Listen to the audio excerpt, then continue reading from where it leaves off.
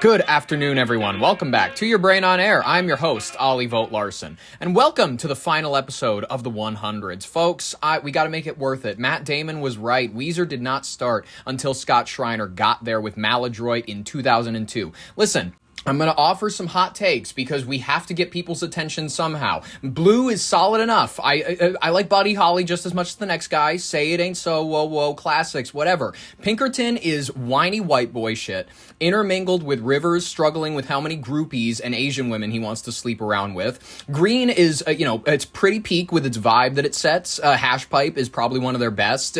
Listen, don't get at me just because of my opinion that's right. Mikey Welsh seemed like an emo weirdo who was better off in the mental hospital, and then he just randomly goes and dies in 2011. Their fourth album is pretty good. Listen, Maladroit is up there. If you listen, you have to expand your horizons a little bit. Ratitude, I can agree with you, is pretty ass. Hurley is one of the most underrated ones they've put out. Listen, I don't care if you guys want to try to sleep on it, I'm not going to let you. Ubate, Everything Will Be Alright in the End, back in 2014, was a sleeper slammer. I was 11 years old when that album dropped. But listen, I agree, if you're not a fan of the most recent stuff, I don't even blame you. Teal album was strange, and honestly, I don't even enjoy a lot of the covers. A lot of the covers, it's like, well, I'll just go listen to the original version. Like Teal, I don't even know if it should be considered alongside their normal discography. Maladroit was probably one of their better ones in their earlier years, and when I compare it to the other three that came before it, I might, in all honesty, have to pick it. I'm sorry. I'm just gonna go out there on a limb, and I'm gonna say that. White Album was pretty peak. I enjoy that one because it captures those nice kind of summer vibes. If you haven't listened to that one yet, I'd highly recommend it. I don't know. We can talk about Weezer until the end of the day. It's a strange topic for, a news show, but admittedly, this is it's a satire show. We talk about things that are going on all the time. And I guess that they're technically, they're important because Weezer's 20th studio album, if you're unaware, the Gold album, is set to release August 21st, produced by Klaus Auchland. Oh my god, they got some, why you gotta work with the Nordics? I'm sorry, but they don't know how to make solid music. The only solid group I've ever seen come from the Nordic lands is ABBA, and they were the exception, not the rule. So, they, whether or not you're going to be there for their newest album drop, that's up to you. We got to actually get into some goddamn news, like news stories. Unfortunately, I know we could talk about bands until the sun goes out, but I want to get into California Governor Gavin Newsom and how he lashed out at a reporter when he was getting questioned about missing tax returns. Listen, he is the Democrats' Trump. A lot of people don't like that it's true. A lot of people don't love the approach that he takes, which is this sort of, I'm going to try to fight. I'm going to be like him. I'm going to troll online and whatnot, but I'm not actually going to do it. I'm going to get my interns to do it. He is a lazy man's Trump. He does not put in the effort the way that Trump does. Trump, whether you love him or hate him, you have to give him the credit that he really sits on that toilet, and he does not get some intern to write his mean bullshit tweets for him. He writes them himself. Most of the time. Sometimes he'll just sometimes there will be a person that he gets, a poor fucking assistant, sitting outside of the door while he lets it loose on the toilet, and he's like, transcribe this. It's very Lyndon Baines Johnson, where he used to have meetings on the toilet, and it's not unfamiliar territory for presidents to make people uncomfortable with their bodies while they're in meetings. That's kind of a typical territory for these guys. So he was pressed on why he has failed to release his personal tax returns. Not Trump, the governor of California, Gavin Newsom. And of course, he did the whataboutism. He did where's Trump's tax returns? Why are you asking for my tax returns? Why are you expecting me to, when the president of the United States doesn't even bother? So he is not going the direction of there are standards to be upheld. He is going, the standards are put into question due to the fact that we are in unprecedented times. Very, I'm going to use the situation where people are scared of freedom of speech to being taken away. People are scared of their rights being stripped away from them. And I'm going to take this as an opportunity to just kind of skirt through the lines, make people see what they want to see. He's an illusionist. He's nothing more. A deeply talented illusionist, but he is nothing more than an illusionist. Let's see this man perform a magic trick for us right in front of us. I already have. You've had 20 years of my taxes, yes. I know you love taxes. Donald Trump, when's he releasing it? What are you saying so different from Trump? Well, I am, because that's why I've released all my taxes for decades, and you will have all those new tax returns because I have no reason why you haven't gotten them already. So I have no problem. Details can you provide on the FBI federal investigations into you, your wife, your staff? Not much more than has already been provided. I mean, this is purely political. You've seen some of the reporting. I'm not sure. Maybe you guys have reported it as well. People have stated pretty clearly they were directed to find something. Have more people been contacted in your circle? To find something. What? Just directed. Find something. It says everything you need to know about the United States of America in What? Donald Trump. And so we continue to, maintain vigilance as it relates to the just weaponization by the Department of Justice and other power ministries under the Trump administration. And a lot has been reported, and I don't have much more to add except it's pretty disgraceful. Okay, wait a minute. So listen, they're just highlighting the fact that you have not publicly filed an updated tax return since early 2022. The issue is becoming it's a growing political vulnerability for you, Mr. Governor. So we're just trying to offer you the opportunity. This thing's following your family's recent purchase of a $9 million mansion in Marin County, and they're asked to account for the gap. We want transparency. It's visibly irritating you, Newsom. You are snapping at the journalist. You're accusing the media of focusing on sensationalist garbage when you are the one who's shady with your taxes. You're instead of the state's legislative achievements, why you're focused on this sensationalist Trump derangement syndrome garbage? At the center of the controversy is, listen, there is a law that Newsom himself has signed, which requires gubernatorial candidates in California to release their 5 most recent tax returns in order to appear on the ballot. The governor has complied during his recent re-election campaign, though his team has repeatedly stonewalled subsequent requests from independent watchdogs to review his recent filings. Critics have been quick to point out the hypocrisy of the governor's angry reaction, noting that he spent years aggressively attacking political opponents for hiding their financial records from the American public. He's no better. He is no better. He proceeds to be no better. He will be provably no better, and that's exactly why he's perfect for the Democrats' nominee in 2028. You need somebody who's not clean. You need somebody who maybe has raped a child. You need somebody who is willing to go the furthest lengths. You need someone who's ready to fucking hire illegal immigrants. You need somebody who's ready to fucking kill children with a bomb strike. You need, for the president of the United States, you need some ideally, here's your ideal candidate. Number 1, married, but sexually deviant in some way, meaning that you can get them on an island with a 14-year-old. You can get them cheating with a secretary, anything like that. You can be a 22-year-old secretary. It can be a 12-year-old secretary. That might even be better. Because the intelligence agency is going to go, you are going to listen because we have the worst thing on you. That's why Trump became president. Don't doubt it for a second. That's exactly why Biden became president. That's exactly why Obama became president. That's exactly why Bush became president. All of these people have verifiable proof against them that they have ties to sexual predators. You can prove it. It's provable. You can follow the money. You can follow the paper trail. It's truth. It's undeniable. And if you're the type of person to be like, well, don't say that about my politician. I get this with a lot of Obama heads. Because listen, I grew up around Obama heads. They were always like, no, he's not a part of the establishment. No, they're worse than Trump heads for the Republicans. They will live and die for this black man who knows nothing about them. They never knew. They just felt really good during his administration. But when you try to talk about the fact that his administration tried to punish whistleblowers, that his administration toppled Libya, that his administration was responsible for the murder of many children, the continued trafficking of children, and then you say this and they get all, no, don't say anything. The 2011 military intervention in Libya didn't happen. The IRS targeting conservative individuals disproportionately for the tax-exempt status applications, that didn't happen. That's not real. The Obama administration is not even in the slightest bit corrupt. They get mental. And listen, this is the Democrats' variant of the Trump virus. This is like he can can do no wrong. Obama is this like figure that we all must revere, despite the fact that he was this absolute fucking shill for Wall Street, just like Bush before him. He would listen. People want to get behind, the financial crisis bailouts. That's the Bush administration.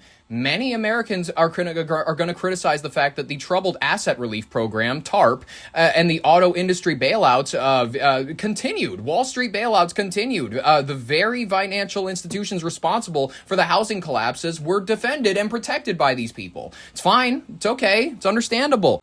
He's the first black president. You think that he needs the fucking economy collapsing on his watch? Absolutely not. He can't be giving his brothers a bad name like that. I get it. Listen, Obama was a G. He was willing to murder a 10-year-old if that 10-year-old was like standing next to a suspected terrorist. And I admire that in a leader, because you know what? I'm brave enough to say that like there are some things that are definitely there to not like about Obama, but he was no drama Obama. He could kill an 11-year-old and you would not hear a thing about it. The worst thing that they'd be able to get him on is, oh, he wore a tan suit one time. Guys, this guy is like a mass murderer. Obama is a mass murderer. Can we be honest about that? Can we like admit to ourselves that that is a truth?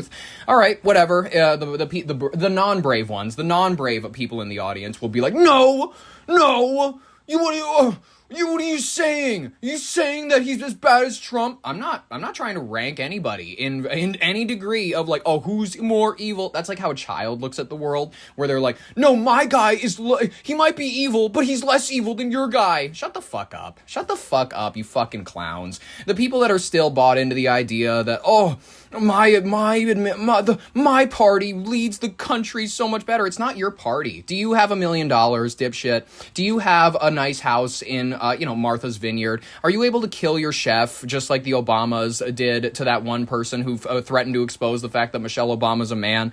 Are you allowed to just kill people with impunity, your servants? No, you're not. You're not a part of the ruling class, so let's get it straight. The ruling class, that's who the Republicans, the Democrats, that's their party. The ruling class, that's their party. Who's the party for the individuals that are like on the ground doing the work at like, I don't know, they're going to Casey's every day to work to serve pizza to people? Who's your representative? Nobody, because you're not a special interest. You're a cog. You're a cog in a machine. You're, in the words of every faggy fucking Gen Xer whose mind was blown by Pink Floyd, you're another brick in the wall. Like, shut the fuck up. All right, enough. I understand that song blew so many losers' minds, whatever. To go take LSD again for the first time and get your mind blown again. All right. Israel is warning that Iran has plotted to kill President Trump. What are we even talking about? Following reports, Israel has warned the United States of a specific, newly uncovered Iranian plot to assassinate President Donald Trump. All right, so this is when that bro homie who wants to prove his loyalty to the squad, he goes, I heard so-and-so talking shit about you. He probably made it up. This is like a conversation he made up in his head.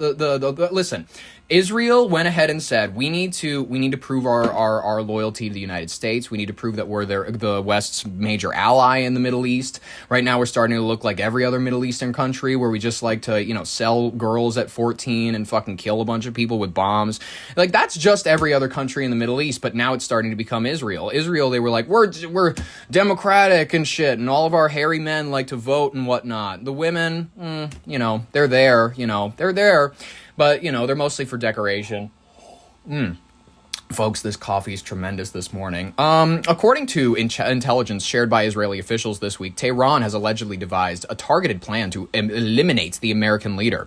While the U.S. intelligence agencies note that they have been tracking a steady stream of general threats out of Iran recently, in recent weeks, sources say that the specific warning from Israel introduces a concrete and dangerous new development into the situation. This is coming the moment after the fragile ceasefire framework between Washington and Tehran has unraveled entirely, just days after the U.S. launched retaliatory strikes on dozens of Iranian-linked targets in the Gulf region. President Trump declared the diplomatic memorandum of understanding with Iran to be over. Tehran's long-standing hostility towards Trump is well documented, rooted deeply in his ordering of the 2020 drone strike that killed off top Iranian General Qasem Soleimani, a grievance that has resurfaced heavily during recent high-profile public funerals during Iran. More specifically, there was an unraveling of a giant banner that says, "Hey, Mr. Trump, we will kill you," or something along those lines. It's a direct threat of murder to him, which, let's be honest, is not fun. I don't love threatening people's lives. Threatening people's lives is always like the cowardice way of dealing with it. And I understand that's all they really have right now because they don't have a country. They don't have a functioning country. They don't have what we would term as a functioning country. And then again, the most of the Middle East is not what we would term as functioning countries, at least by Western standards. Reacting to the reports, President Trump spoke to reporters, stating directly, they want to take out the U.S. leader, me, and calling those behind the threats evil people that must be rooted out. Meanwhile, the reaction within Washington's own intelligence circles is remaining complex. Security measures are inherently heightened. Some of the U.S. officials have privately suggested that Israel may be amplifying the intelligence report to actively sway Trump's decision-making, pushing him toward a harder military action against Iran, as the White House attempts to salvage the back-channel nuclear talks ahead of the mid-August deadline. Yikes. Tonight, a new warning involving the president's safety. Israeli intelligence has reportedly alerted the United States to what it calls a fresh Iranian plot to assassinate President Trump. The U.S. government has long warned that Iran may try to kill President Trump in retaliation for the death of a top Iranian general in 2020, but the latest threat appears to be a new attempt to take the life of the president. KTLA Sandra Mitchell is live at the News Center with the latest details. Sandra. John shared disturbing new details tonight that Tehran has a new plan to assassinate the president. We do know that on his return from the NATO summit, in a very unusual move, President Trump did change planes, and there was a lot of chatter that it was because of security concerns. At least they got him off the plane. U.S. intelligence officials on alert amid a possible new credible threat from Iran to assassinate President Trump. On the final day of the public funeral for Iran's Supreme Leader Ayatollah Khamenei, who was killed at the start of the U.S.-Iran war, some in the crowds carrying banners proclaiming, "Kill Trump." Reports tonight that Israel uncovered information that Iran had a new specific plan to assassinate the president. And Thursday, on his return from the NATO summit in Turkey, President Trump did switch planes mid-flight, raising new security concerns. He's being smart. I'm number one on their list before you. But if I go, you go. The apparent threat comes as new attacks rock the Middle East and the war in Iran reaches a dangerous inflection point. The U.S.-Iran ceasefire appears to be in shambles with new violence and volatility. Basically, it's going to be one side or the other has to back down, so enough pain has to be brought to bear. Iran's state-run media reporting 2 of their military sites were targeted in tonight's strikes, but the U.S. is not claiming responsibility. Oh, it must be aliens. Who knows? Honestly, like, who else would be bombing them? Oh, it's not us. It's probably Israel. That's my bet. Breaking news, President Trump says the U.S. has agreed to continue talks with Iran, but the president's also stressing the ceasefire is over. Investigative reporter Olivia Rubin's here with more on that. Olivia, what does this mean for negotiations and for the potential for more attacks? Well, President Trump is essentially saying that the negotiations will continue, though prior to this, he has expressed extreme doubt on the ability for the United States and Iran to come to a long-lasting agreement, essentially saying that the Iranian negotiators are dishonorable, saying that they're scum. However, a U.S. official had said Sounds that like they me were talking about hopeful that they Italians. could, get to a place where they could get a lasting deal. I think President Trump's statement, though, that the ceasefire is dead, in some ways raises more questions than it does give answers, because there were so many aspects of the deal that the United States and Iran had come to. What does this now mean for the U.S. blockade of Iranian ports? Does that now go back into effect? What does it mean for the Strait of Hormuz? Will Iran continue firing at ships going through there? Will they essentially shut it down? Remember, it was in part Iran firing on ships in the Strait that had led to this re-escalation. And of course, the big question, what does it mean for more possible U.S. strikes? We had seen the United States hit targets throughout the region for 2 nights in a row. Of course, that did not happen last night, but the president saying the negotiations will happen. But again, the part of the ceasefire raising a lot of questions, Diane. All right, Olivia Rubin, thank you. Thank you so much, Olivia. You really, you make the situation so much more clear. So, ceasefire's over. When was it really on? I'm going to be honest with you. This was always a lie from the start. We were never inching closer towards peace. Peace does not truly exist until peace exists, and it just is. You don't have to tell people peace has been reached, because peace will be reached. That will be the moment when we all know it's over. There's no reason to fight anymore, ladies and gentlemen, and that will be that's coming. I don't have a release date on that for you, but it's in a while. I will be long dead probably before it. I can't tell you if you're any older than me. We're all shot. If you're older than me, we're probably all shot. We're not a part of the generation that's going to live to 150. All of people that are supposed to be my kids' age, because I'm 20 something, and if I were to be having kids now, they are not even probably going to be in the generation of people that are going to live to 150. We're all done. We all have to realize we have a trial run of this earth. We're gonna have our fun time on it that we do. We all have heat inside of our bodies that we all have to move and get out into the universe. And then once we expound all of our heat like a firework, we disappear back into that darkness, that void. But you know what? Damn, we put on a great show while we were here and while we had some heat, ladies and gentlemen, and while we still have some heat. Let's talk about the rapid fire section of today's headlines. Lots of things you need to know about in order to keep your media diet healthy. All right, the Charlie Kirk situation.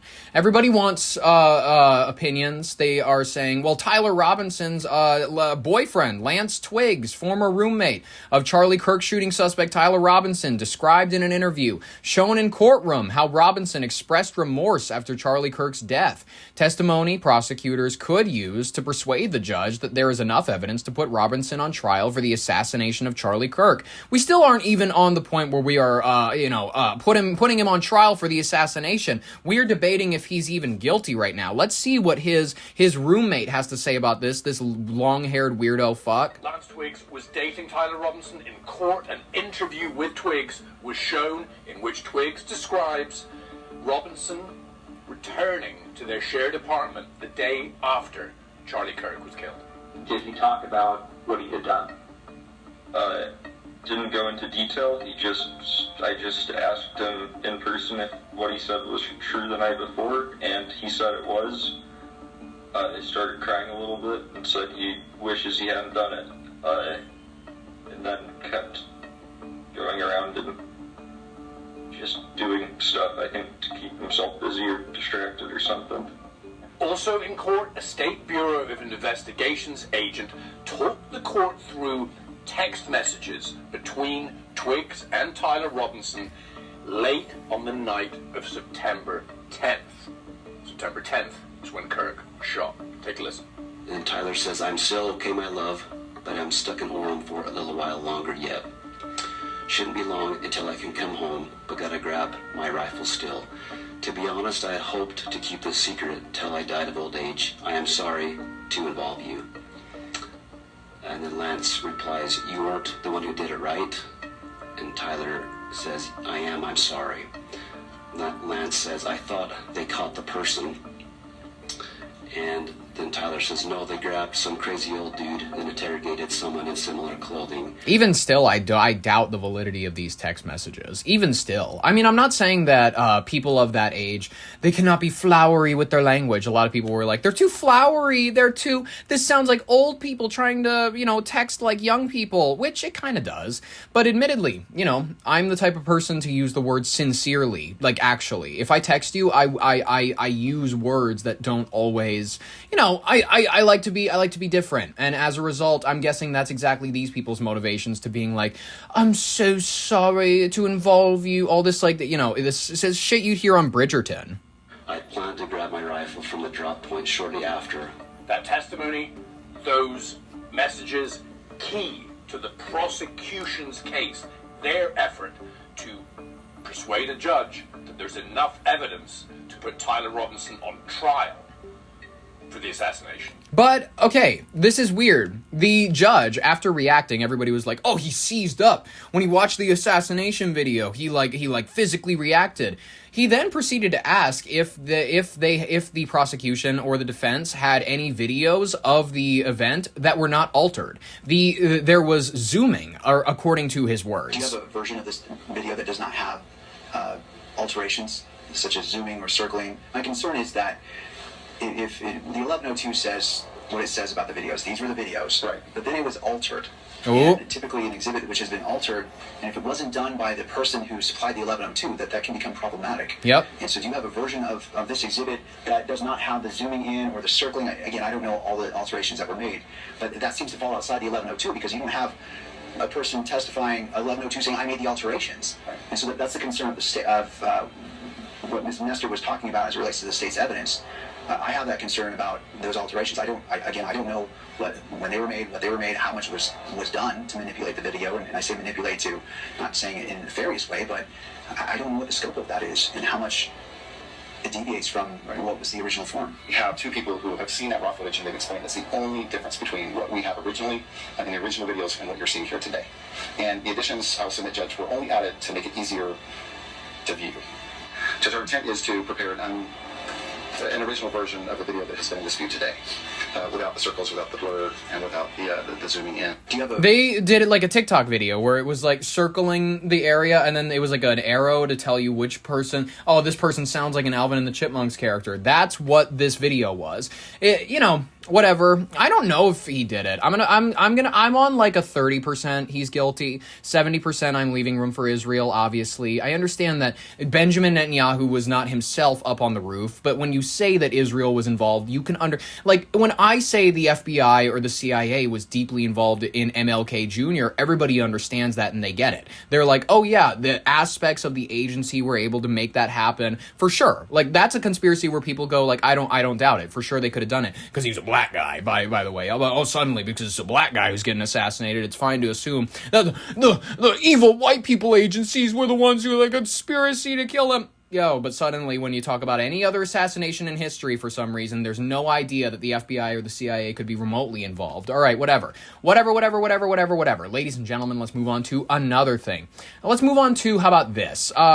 Speaking of another trial that's going down, unfortunately for him, David, he's having this situation, who's charged with murdering 14-year-old Celeste Rivas Hernandez. The attorneys are now telling the judge they are ready to go forward with the hearing for singer D4 Vid. Well, the murder case against pop star David, charged in the grisly killing of 14-year-old Celeste Rivas Hernandez, is now headed for a mini trial that could last days. Eyewitness News reporter Rob Hayes joins us in studio with what we've learned today. Rob. Yeah, David Anthony Burke, better known as David, is facing a long list of... I wonder if they let him keep that little faggy nose ring, that little tiny one, like for when he's in prison still. Horrendous charges, including murder with the special circumstance of lying in wait, murder for financial gain, killing a witness in a criminal investigation, continuous sexual abuse of a child under age 14, and mutilation of human remains. Today, he was back in the courtroom. The 21-year-old singer appearing before a judge in downtown L.A. this morning. His defense attorney and prosecutors agreeing to a multi-day preliminary hearing in a couple weeks. The judge is setting aside 9 days for that hearing. A long list of people on both sides of the case expected to take the stand as the judge tries to determine if there's enough evidence to bring the case to trial. The average preliminary hearing in LA County will last 1 to 2 hours, and that's a long one. So the fact that this is 9 days, that's sending the message that this will be treated almost like a trial, in the sense that people are going to be there in person, live witness testimony, beam and cross-examination, and it's going to give the public the opportunity to learn what the strength is of this case ultimately. Burke is accused of murdering 14-year-old Celeste Rivas Hernandez, then chopping the girl into pieces and leaving her remains in the front trunk of a Tesla registered to him.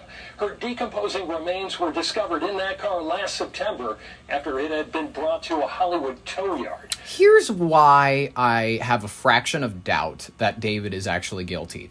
And this is why, and people are going to get mad at me. They're going to go like, what are you talking about? He's obviously guilty. All right, racist, wanting to convict a young black male, possibly misunderstood, and it's still all good. If you don't know, now you know, nigga. Like, in all honesty, D4 Vid, there's a chance that he could be innocent. And I'm going to tell you why.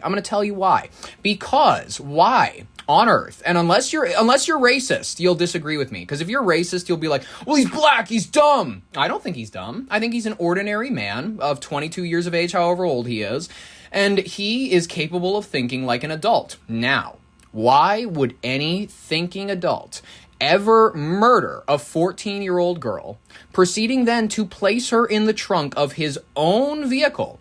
I understand that maybe an impound lot, you don't suspect it to be touched for a while, you expect it to be just kind of go unnoticed. How dumb do you have to be?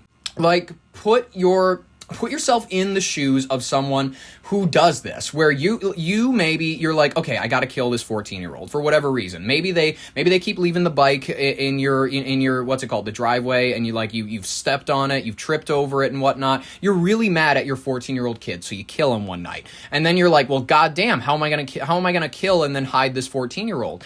Okay.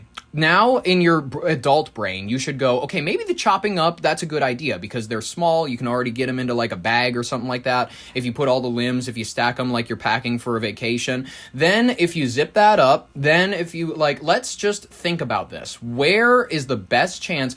I have so much money. I made the music like a Romantic Homicide. I made You Here With Me. Exactly. Like he has money from music. So you can go, all right, let's hire like 4 guys to like dig the deepest hole that they can somewhere in a random area. And then I'm going to proceed to throw this in the bottom of that hole, have them cover it up because it's like 12 feet deep. It's too deep for fucking, dogs to be smelling.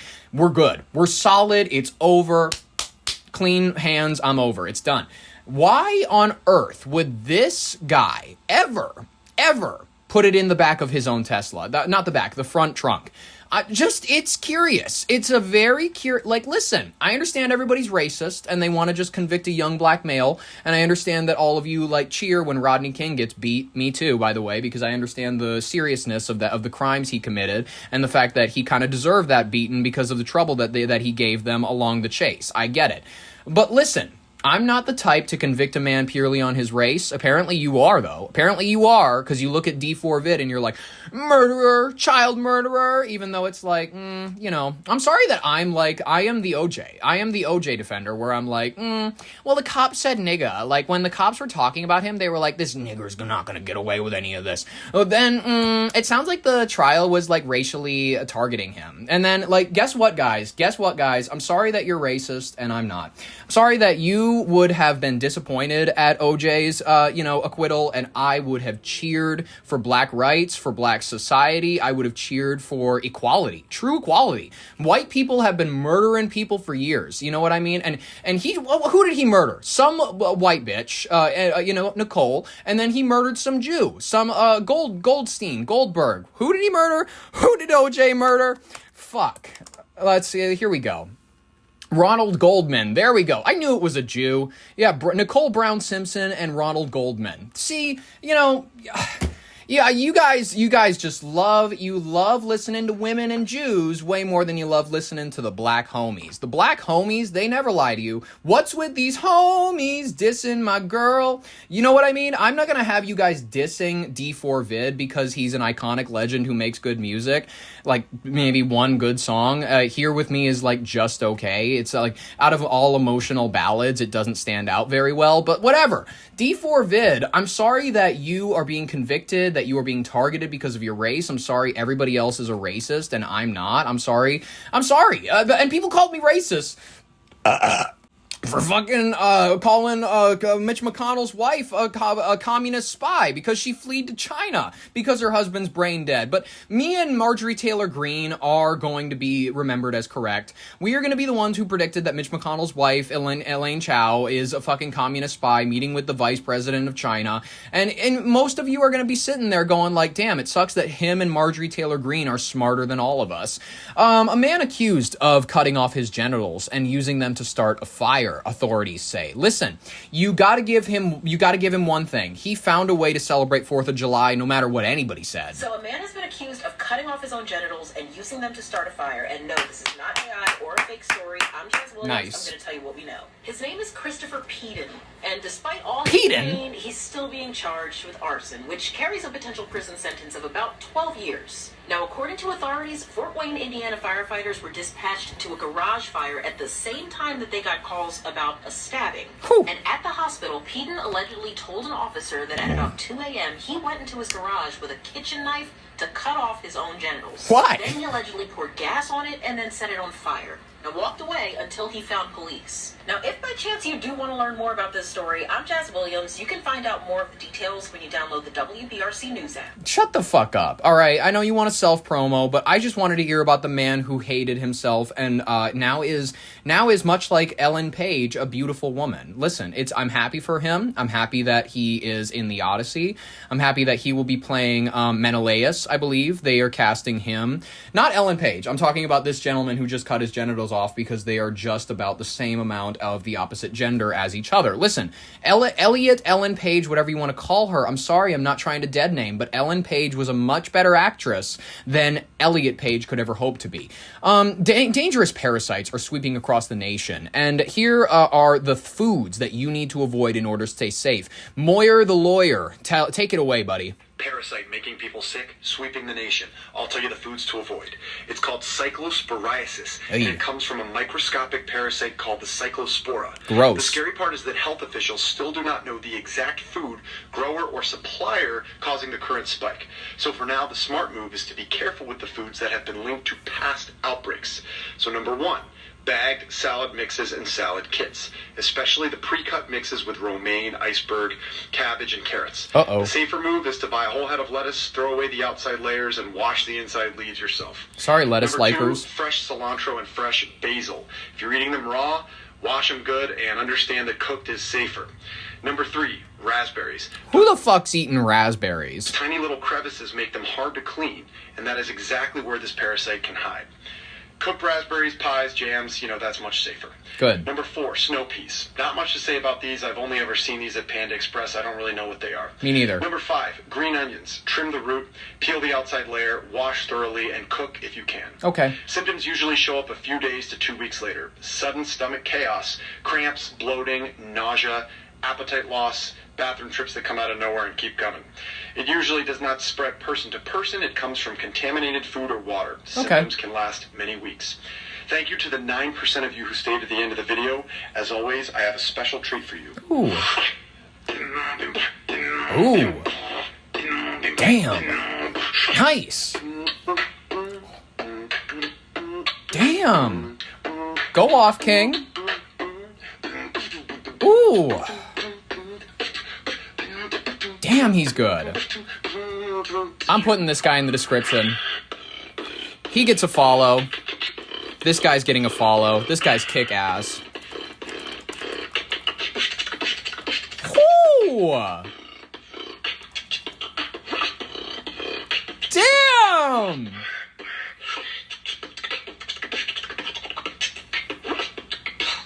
Damn, Moyer the Lawyer. 10 out of 10 educational content, and then you just got me bopping here at the end.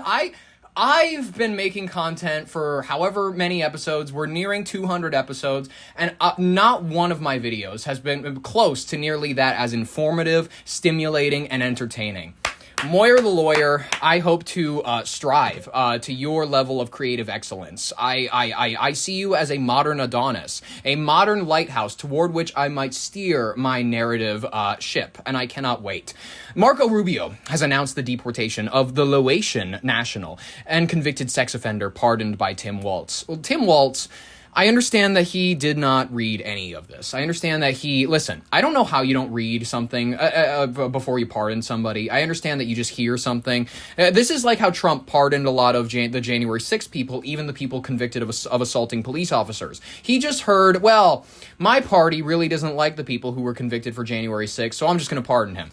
Now, the left-wing version of that is, I don't like the people who are trying to get all these immigrants out of here, so I'm just going to pardon every illegal immigrant. That is the left-wing version of this. And that's unfortunately what a lot of left-wing people fall for. Provable by this example. Now, I think that Marco Rubio, listen, I know he didn't deport him personally. I know that he is not the one who was he wrote off the sheet and he put him in handcuffs and escorted him on the plane. But I'm happy to see that they are undoing the wrongs that have been done by the Tim Walz administration in Minnesota. Just weeks ago, a convicted sex offender and a foreign national was shielded from deportation by the governor of Minnesota. Laotian national Tu Li Vang was convicted of repeatedly sexually abusing a 10-year-old girl in the state of Minnesota. He even tried to pay his victim for her silence, and he called his heinous crimes a minor thing. Just days before this foreign sex offender was scheduled to be deported, Tim Walz, the governor, issued him a pardon, setting him free to once again endanger the children of America. Well, this week I revoked his legal status in the United States, and as a result, federal agents took him into custody, and as of today, he has been removed from the United States. Good. Because of our action, this foreign criminal will never pose a threat to any American. By the way, if you don't like this, or if you're not a fan of this, wrong time to take a grandstand and be like, no, ICE is their tyrannical fascist dictatorship. Again, Americans must never be forced by their elected leaders to live alongside foreign sex criminals who have no right to begin with to reside in our country. Nice. This administration will always stand with the American people and defend them from violent criminals. Keep that shit up and I might vote for you, Marco. Goddamn. Like, if he keeps that up, and if it's between him and Gavin Newsom, I'm sorry to say it, I'm voting red. I'm doing it wholeheartedly. If it's between Marco Rubio and Gavin Newsom, I'm voting red. 1,000%. 1,001,000,000,000%. And do you want to know why? Do you want to know why that is? Because I prefer that goofy, big-eared fucking Jew sellout that he is. I prefer that any day over the goddamn greasy son of a bitch that is the California governor, Gavin Newsom. I'd rather take 4 years, 8 years, 12 years of Marco Rubio going, well, look, this is only going to be a minor invasion of Egypt. We only plan to establish control over the Nile region. We then will expand into northern Sudan and whatever. Like, I'm fine with as many years of Marco Rubio imperialism as long as it means that I don't have to deal with for 4 or 8 years. Hey, I appreciate that. I appreciate why you'd ask that question. I appreciate it. But like, the reason that we can't, we can't deal with homelessness or we can't deal with the illegal immigrants, the reason that we can't deal with that is because these people have just as much a right to exist as the rest of us. And in all honesty, you should ask, what makes you ask the question about why the immigrants matter so much? What makes you so concerned about what other people are doing? What makes you so... Then I'd rather deal with Marco Rubio and his nonsense and his imperialism, his toppling of nations for the sake of nothing more than a nice little neat financial opportunity for us in a third world country. I'll take that over fucking Gavin Newsom's smug, decrepit ass any day. It's any day. Sorry to say it. I verified. Ollie Vote Larson is voting Republican if it's Marco Rubio versus Gavin Newsom. I don't care. I really do not give a shit. Police in California have detained 2 teenagers after a Waymo. If you don't know what a Waymo is, these are like an Uber, but they have a robot driving the car only. And this, I assume, is why these teenagers felt comfortable getting into the car, drinking and shooting. The police found them in the back of the car with alcohol and a gun that shoots water pellets. Interesting. Did it detect that the children were drinking? A self-driving car turned its teenage occupants into police. What? The interior cameras caught the 2 15-year-olds drinking and shooting from the vehicle. Waymo then called the police in San Mateo, California. Police officers stopped the car and found the teens with alcohol and a gun that shoots water beads. The police statement says while their actions were not good ideas, at least the kids had the sense to use a Waymo because driving while impaired would have made this much worse.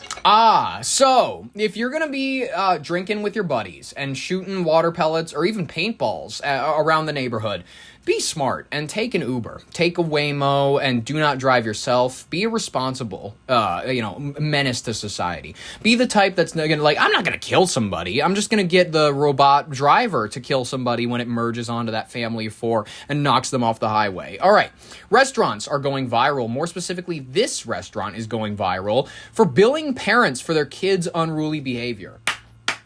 I'm not one to say that children should not be allowed to be children. Absolutely, they should. It's the best part of being a human. It's, having that time period where it's like, I'm going over to my cousin's house and then we're gonna play, but like we're not gonna play video games. We're gonna have a game in our heads, and then we're just gonna be able to like talk. And then when we create a scenario, we both believe it and we're gonna play it. Like that. Being a child is fun. Every child should be allowed to do that. They should be allowed to have a good time. But mindfulness. I was always a child where where me and my sister, the moment that we like hung out at our aunt's house or our uncle's house or whatever, we got into their shit and we started having fun. We went out and we explored the barn. We went out and we looked around their yard and whatnot. That's what kids are supposed to do. Now, the difference between that and a restaurant is, like, if you're at your grandma's house, it's naturally expected for you to walk around, for you to be curious, maybe, run around and have some fun, knock shit over sometimes. You're allowed to be a little less mindful. Now, there's a lot of families that struggle to teach mindfulness to their children. There's a lot of families where you go to dinner with them and their 18-year-old children are still, like, shouting in restaurants, shouting. None of them know how to control their inner voice. It's embarrassing and it's ridiculous. And thank God there are restaurants now that are saying, we're done. We're done. And by the way, you're not only going to pay for your meal, you're going to pay for any damages and inconveniences you've caused us as a result of your meal. Would you pay a fine because your kids can't behave at dinner? Well, that's exactly what's happening at a Bay Area restaurant that's going viral. The owner said you should be held responsible for your children's behavior. Full stop. Full stop. Now, if your child is out there and he goes out there and, like, murders somebody, like, I understand. You didn't make your child go out there and kill him unless you specifically did, in which case, I don't know, you're an interesting mom or father. That's cool. I don't know everybody's inner family dynamics. Okay, cool. I'm glad that works for you. But if you, like, if your child is out there causing nonsense, if you take them to a restaurant and they are being public nuisances to people, you, as the adult, need to be solid enough to be able to say, hey, sit the fuck down. Sit down, drink your drink, talk to your family. Like, be decent. There is such a lack of decency in the sense where it is a scolding, but it is a loving scolding. It is a, hey, do you realize what a nuisance you're being? Like, look around. It's like you instill the fear of being publicly judged a bit into your child's head. That's actually good. That's actually a good thing. It's called socially aware. It's something that every person needs to grow up with. It's something that they all need to develop, and a lot of people are just not willing. Either they don't have it, so they don't know how to teach it to their kids, or they just don't bother to because their kids are exhausting. He's had enough after witnessing what he calls insane behavior. Kids running laps through the dining rooms, parents changing dirty diapers and boots, carving tables with utensils. Now parents are paying when kids damage property. One family was charged $327 after a child smashed a credit card reader. What? Others have been billed for broken teacups. Who smashes a credit card reader, even if you're like 7? And damaged tables. The owner says accidents aren't punished, only reckless behavior. And online, many are applauding the policy, saying restaurants aren't playgrounds. So what do you think? Fair consequence, or does it go too far? Let us know. And download Fox Local for live streaming, news, and more. Listen, this does not go too far, even in the slightest, because there's an understandable barrier for entry, which is you need to behave. You need to behave. That's all you need to do here, and we will let you into our restaurant. You can eat your chicken fingers. You can do whatever the fuck you want. However, you have to behave. That's it. Is that it? Is that a simple enough answer that you just have to behave? Is that too hard to ask of people these days? Maybe it is. 2 World Trade Center has officially broken ground. We are doing a sequel. We're back by popular demand. It was a significant milestone in Lower Manhattan. Crews started work on what is being called the final piece of the World Trade Center redevelopment, nearly 25 years after 9/11. I remember when it was just World Trade Center 1, we'll all be able to say soon. Guys, by now, many of you are familiar with one World Trade Center. Some call it the Freedom Tower. But there's new redevelopment at the World Trade Center site, the last missing piece of the commercial pie. If you look way down below, that is the very beginning construction of 2 World Trade. It's going to be the American Express World Headquarters, rising to 55 stories by the year 2031. It was the official groundbreaking today. The mayor, the head of the Port Authority, and top officials all there to mark the occasion. Hey guys, by now... Well, okay. What is the groundbreaking ceremony? They all stand like fags with shovels and they fake shovel dirt. That's what a groundbreaking ceremony was. So, 4 years from now, however long, 2031? Yeah, 5 years from now, it's, that's how long it took Weezer between fucking Pinkerton and the Green Album. So, they are now, they just dropped Pinkerton, Zohran Mamdani is the mayor of New York, and now the Green Album is on the way. It is World Trade Center 2, I can't wait for it, ladies and gentlemen. our final story that we should cover. What should it be? I think it should be that a student pilot was forced to land the plane in Argentina after their instructor jumped to his death in midair. Listen, that is one way to teach a student. Horrific story now emerging, the shocking moments on a plane. An instructor jumping from the plane, leaving his young student to land the plane on her own. How she saved her own life. Here's Victor Akendo tonight. Tonight, the frightening incident for a student pilot in Argentina, forced to land a Cessna 150 during a training exercise after her instructor jumped to his death midair. Authorities say 42-year-old Leandro Bertazzo had been working as a flight instructor since It's always that. It's always a Spic name crossed with a Guinea name. Whenever it's Argentina, it's like Spic first name, Guinea last name. It is a Spaniard who had sex with an Italian, and the Italian said, "We are going to give this family some goddamn grace. Our last name's going to be Borriccio." 22. On Saturday, the student taking off with Bertazzo from the Flying Parrot Cordoba school. Cordoba. From the flight school telling ABC News the instructor told the student, "You know what to do." Then he unbuckled his seatbelt, opened the door, and jumped out of the plane. You know what to do, and then he just dies. He just kills himself. That is awesome. It was a remarkable breach of trust between an instructor and a student. No. It is the ultimate show of trust. It is the ultimate show of, I have trained you well. I've shown you well. This is the moment where, like, what's his name? Luke Skywalker is on his way. He's like, he's in the, what is it? The X-Wing. And then the Yoda and Obi-Wan Kenobi, they're watching him take off. And they're like, there is another, all that shit. You know that scene where the lights get all creepy on their faces and what? It's pretty cool. I like, is that Empire? I'm pretty sure it's Empire. I haven't watched the Star Wars movies in a while. And I'm going to be honest with you, like, I go back and forth about which one I like more. I'm not one for Empire Strikes Back. I'm not one of those people that's like, it's the greatest one ever told. It's okay. It's perfectly fine. It's a good one. It's a good middle of the story entry. This is like people who say that Two Towers is the best Lord of the Rings film. It's not. It's incorrect. It's Fellowship of the Ring, undisputably. It's not even an argument. And it's more specifically the uncut director's cut that is like 3 to 4 hours long. So, whatever. All right. This isn't the ultimate show of trust, and people who don't understand that are weak-minded simpletons. Are in a very dangerous situation.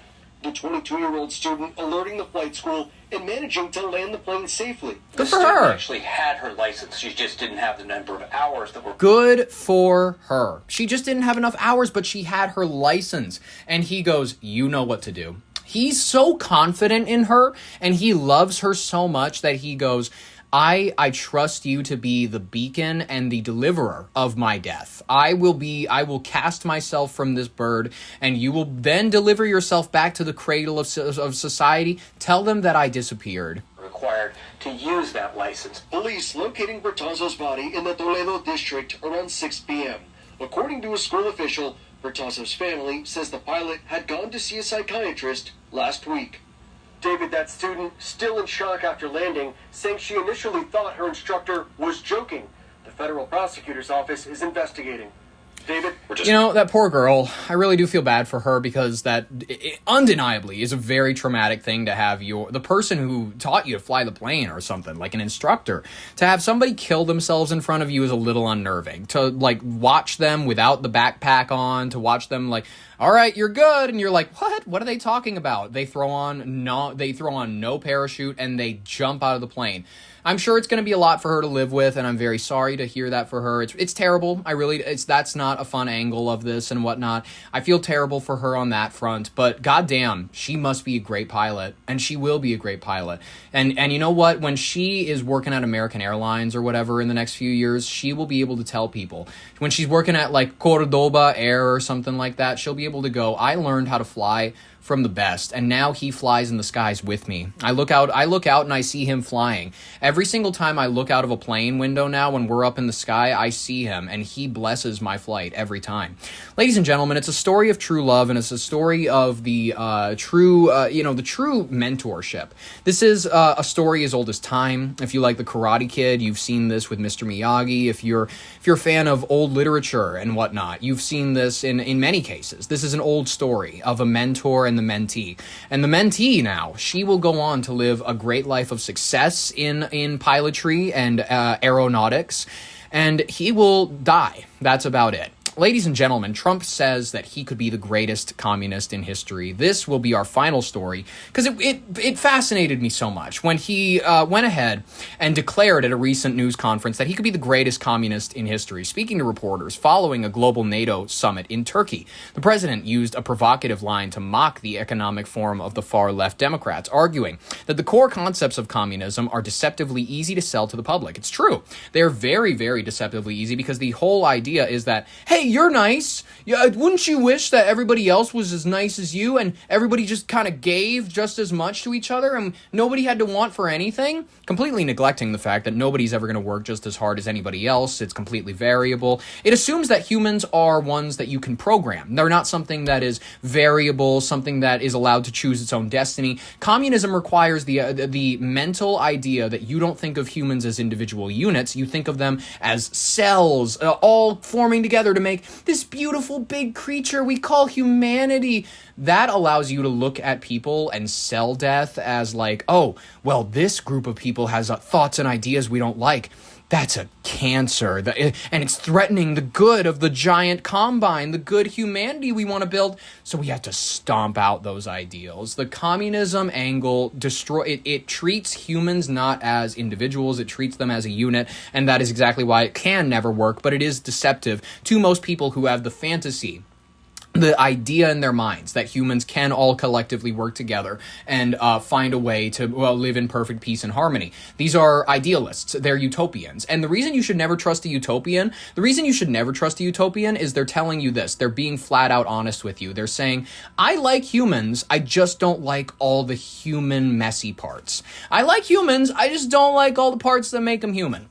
That's what they're telling you. When a person is a communist, when a person is a socialist, they're telling you, I like humans, I just don't like when they act like people. You know, when they're selfish, that gross, the president used this platform to take direct aim at Democrat socialists within the opposition party, significantly pointing to recent high-profile primary victories by progressive challengers in New York and Colorado, the ones that Mamdani picked. In typical fashion, Mr. Trump used colorful words to illustrate his point, telling the crowd that if he wanted to run as a communist, he would just promise the voters free rent, free houses, and free food forever. He joked that he would be right up there with Vladimir Lenin. It's true, but warned that within a few short years, those kinds of unkeepable promises will always lead a country into complete economic collapse. You know, I know that these are not his own thoughts. I know these are just words that parrot through his mouth. They are undeniably wise ones, and we can give credit to whosever idea passed its way through his lips. Political analysts are saying the rhetorical shift is part of a deliberate strategy by the Trump campaign to define the upcoming fall midterms as a sharp ideological term decision. Facing shifting poll numbers on the traditionalist campaign issues like immigration, the president appears to be leaning into anti-communist messaging to re-energize his conservative base by branding Democratic socialists as hardcore godless communists, which, to a degree, I have not met a Democratic socialist who is a devout follower of Christ or anything like that. The administration is attempting to create a powerful new political adversary, ahead of the November elections. I'm sorry. I read things wrong a lot, and sometimes I'm just going to keep it in, and then like the most you're going to hear me covering up for it is like a However, critics and economic experts have been quick to point out what they see as a glaring contradiction in the president's latest line of attack. Opponents note that while the White House rails against state-controlled economics, the current administration has recently overseen unprecedented federal interventions in the private sector, including acquiring taxpayer-backed stakes in major domestic corporations like Intel and U.S. Steel. Yeah, it is weird, especially when it's like, oh, Russia, they're not a free economy, they control 1 in 6 businesses or whatever. We're starting to get that way in the United States, where everything is starting to become, we're going to get subsidized by the government. In America, we don't say you work for the government, we say you're subsidized by them. The White House has firmly dismissed those comparisons, maintaining the president's industrial policies are purely focused on reshoring American manufacturing and protecting domestic jobs. Well, you know. Go ahead. Go ahead. Yes, go ahead. Go ahead. Who you with? Why don't you say your name and who you're with? It's always helpful. Thank you, Mr. President, for doing this. Iris Tao with NTD, with a sister media with the Epoch Times. Okay. On communism, you've been issuing a wake-up call to Americans at home about the dangers of communism, and now you're speaking on the world stage. What's your message to people both living under communist and socialist regimes, but also people living under democracies like in Europe and America who might not have realized how close communism has come to home? Yeah, that's a great question, actually. But That's a great question. See, the Epoch Times, they are the ones that they're devoutly in Trump's favor. He is, it's them, it's OAN. He's deep on a lot of those. He's ditched Fox. Fox is personally not his favorite ever since they dropped the poll numbers back in 2020 that were not supportive of him. He's fallen off. He doesn't call them anymore. He's not friends with them. look, I want to get the word out because That's a great question. I really appreciate you really handing me a softball so I can knock it out of the park. It's gonna be like that movie The Natural. He's gonna hit the ball and it's gonna fly right into the lights, and then while I round the bases, the sparks are gonna fly. what's forming is communism in the country. And communism's easy to sell. I would be the greatest communist in history. I'd be right up there with Lenin. Lenin? I'd be as good as anyone. What? You've got free rent for the rest of your life. What they don't say is that you'll be living in squalor in 12 months. You've got the free house. Would anybody like to have a free house? We'll take it away from somebody. We'll give Here you he is. He's Robert Redford in The Natural right now. This lady sailed him an easy ball, and here he is cracking. You hear the crack of the ball against the fucking thing, and Robert Redford, Donald Trump, is going to round the bases. You'll have murders all over the place. Communism is a disaster. It's been proven to be for thousands of years under different names. But I can't hate that I agree with him, but the thousands of years is ridiculous. Like, come on, we're talking about Marxism, all right? same thing. It's very important. And, you know, it's funny. One of the reasons I do so well with Hispanic people, I set a record, Republicans. I get great numbers for the election, helped me get elected in a landslide. The Hispanics, because a lot of them came from countries that were... When he says thousands of years, I would like him to just be vaguely aware that Marxism wasn't even officially established until the mid-19th century, when the foundational kind of formulaic principles were created by the German philosophers Karl Marx and Friedrich Engels in the 1840s. So, you know, this was 1844 when the economic and philosophic manuscripts of 1844, which first laid out the critiques of capitalism and alienation and all that sort of stuff. Essentially communist. So it's not thousands of years. This has been proven wrong for thousands of years. No, hundreds of years. Yes, Marxism has been proven to be bullshit, but hundreds, not thousands. You know, whether you call them radical socialists or communists is not that much, but there's a little difference.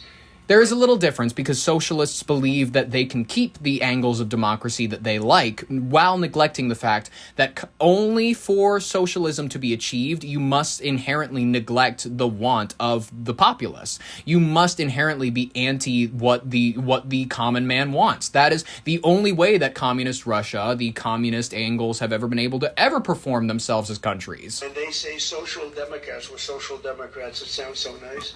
It's not nice. It's a very dangerous term. So I do talk about it. I do agree that it's a dangerous term. I am friends and family with, like, avowed democratic socialists, and they don't even understand it. They don't understand that they're like, well, we just want to be like Europe, even though Europe, you know, their numbers don't compare to us in the slightest, especially when you compare the successful, the healthcare systems. Their healthcare is so great. Yeah, because they have, like, 600,000 people in their country. Well, we could make it work in a country of 300. How many do we have? 350 million people. Oh, well, what if we do municipalities? Like, what if the, and then it just talks itself into circles because they don't understand. Not even Vermont was able to make this pro-socialist healthcare angle work, and they have less than 1 million people. And I talk about it on TikTok, and I talk about it everywhere. I talk about it here. And you're right, it has become international, but it's never worked, and it's not going to work. What is working is the United States. So think of it, we have more jobs than we've ever had. People are making more money than they've ever made. I'm talking about workers now. I'm talking about workers. They're making higher salaries than they've ever made before. It's just the best system, and it's got flaws, but everything's going to have a little flaw, but it's... He's not wrong. Amazing. And when I watch what's happening And I see these lowlifes getting it. One of the flaws, unfortunately, of capitalism is it can allow for oligarchy. But also, you have to acknowledge the fact that communist regimes are all oligarchies. Every communist regime is an oligarchy because it is the ones with power deciding the system that everybody down below them is going to live by. It still is a power structure. It's just one that is invisible to people because they go, well, my neighbor has just as shitty of lodging. My neighbor eats a boiled potato every day for fucking lunch. We're all living just as shittily. They neglect the fact that there are people living in palaces off of the state's money. I know good people, I know quality people. These are essentially lowlifes. And when I see what they're talking, I think they're very dangerous in many ways. And I've said it, then I said, boy, that's a pretty big statement. Then I realized, a couple of people said, I think you're probably right. I think this country, with this thing that's going around, is in more danger than it was during World War I, World War II. If you talk about September 11th, if you talk about Pearl Harbor, that was big danger. I think the concept of us going communist, because one thing that happens when you go communist, you never come back, never comes back. You die in squalor.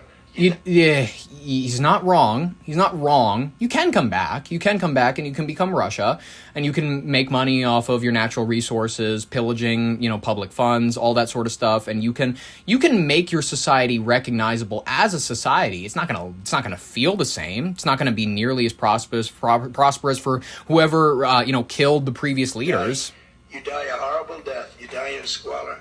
And it gets very evil and very nasty. Yeah, please go ahead. Yeah, he's not even, he's partially wrong. He's not all wrong, which is, the typical case for him where it's like, well, maybe there's an angle or two where you can get it right. But in all honesty, there's no through line here where I can go bang, bang, bang, that point's great, that point's great. I wish that he was just great when he's great and bad when he's bad. But unfortunately, there's great and bad intermingled, and more often than not, just flat out bad. But ladies and gentlemen, I hope you've had a wonderful time listening to these stories. I've had an even more wonderful time gathering them for you. We will be back at it again with our 200th episode. Ladies and gentlemen, this is incredible. We are entering a new era of Your Brain on Air. We are celebrating. Take this weekend as a chance to and just appreciate how far we've come, appreciate, the life we all have been blessed to live. I hope that you all have enjoyed what I have been here to offer. I hope to be here for hundreds more episodes to offer it to you continuously. In the meantime, I have been Ollie Vogt Larson. If you'd like to be there for our Monday broadcast, subscribe, ring the bell for notifications, and like if you liked it.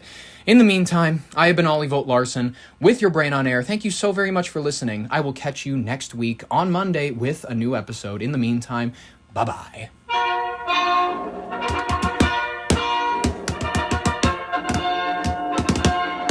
Tiefane Chok, die Reilen festgeschlossen.